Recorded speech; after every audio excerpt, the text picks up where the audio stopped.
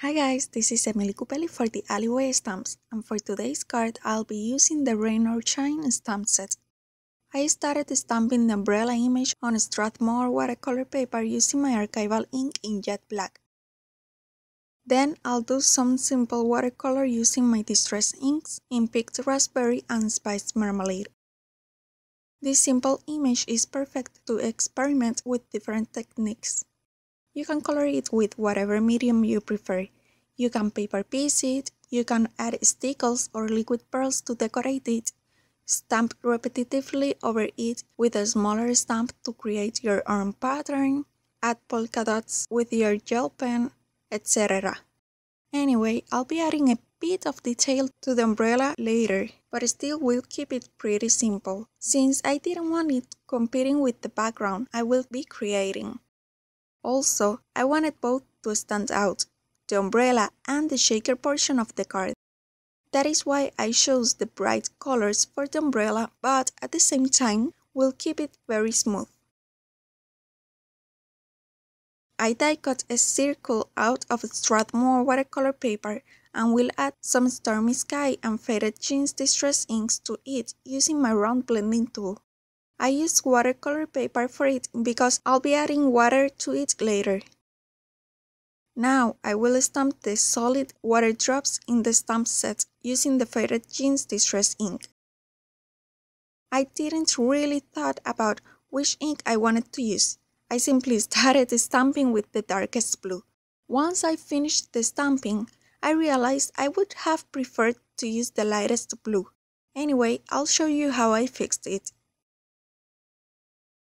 First of all, I used a dry paper towel to remove the excess of ink. Then I added some splatters with clean water and my brush, and removed the wet ink with the paper towel. Then I sprayed the whole circle with water, and removed more ink with the paper towel. Finally, went over each drop with water to remove even more ink from them. I totally loved the final result. Now I die cut a frame using 2 circle dies so that I ended up with almost a half of an inch border all around. I'm adding to it some of my Thermoweb super tape. I'm cutting a few slits along the outer edge of the adhesive to be able to bend it easier, keeping it in one single piece. This will make it very easy at the moment of removing the red backing paper. Then I will add to it another circle die cut out of acetate. You can skip this step if the back of your watercolor piece is clean, but I wanted all the white areas to match, so I glued another circle to the back of it. Since I'll be using thick beads inside the shaker area, I will use 3 layers of foam tape to give them enough space to shake. Now I have a thick piece of foam tape, so instead of cutting it in the same way I did with the Thermoweb adhesive, I will simply cut it into little pieces. Anyway, they are not so little, so it will be no problem to remove the backing paper from them one by one. For the shaker elements, I will use some droplets in 3 different tones: clear, light blue, and dark blue. I ended up adding about 10 of each color.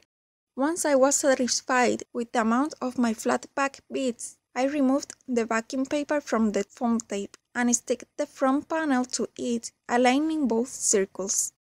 Then I stick the umbrella to the front of my card using more of the Thermoweb super tape and finished coloring it with my gold gel pen. To tie the umbrella to the rest of the card, I added some stitch lines to the frame of my shaker, using the circular die as a guide. I thought about it after I put my pieces together, but I recommend you to do it before you add the foam tape to it. Anyway, it turned out okay. I'm going to stamp my phrase on the circle I got when I cut the frame to get the curved edge, and will cut it into a little strip with an angled edge at the end of it. Then we'll stick it to the card using more super tape, and will help myself with my scissors, but you can use your tweezers as well. Now I decided to add some stitch lines to the umbrella using my gold gel pen to add more detail and interest to it. I already die cut another circle out of regular white cardstock and will score it at 3/4 of an inch. Now I will add liquid adhesive only to the small area of the circle and will glue it to the back of my card. And this is my checkered card all finished. Here you can see the metallic shine from my gold gel pen and all the movement these beads give to my card. I wasn't sure how well it would turn out with the droplets, but I really love the final result. I think it is totally worth it and goes perfectly well with the theme of the card. Please give this video a thumbs up if you enjoyed it and subscribe to my channel as well as the Alleyway Stamps channel if you are not subscribed yet. Don't forget to visit my blog for the list of supplies and more close-up pictures. Here are 2 more videos for you to watch. Thank you so much for watching and I'll see you next time. Bye!